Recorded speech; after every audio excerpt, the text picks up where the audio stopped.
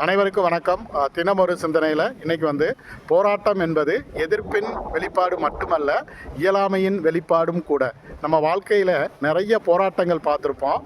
அது தனிமனித போராட்டமாக இருந்தாலும் சரி, அல்லது ஒரு அமைப்பினுடைய போராட்டமாக இருந்தாலும் சரி, அந்த போராட்டத்தினுடைய நோக்கம் அப்படிங்கிறது ஒரு விஷயத்தை எதிர்ப்பதற்காக நடத்தக்கூடியதாக இருக்கும்.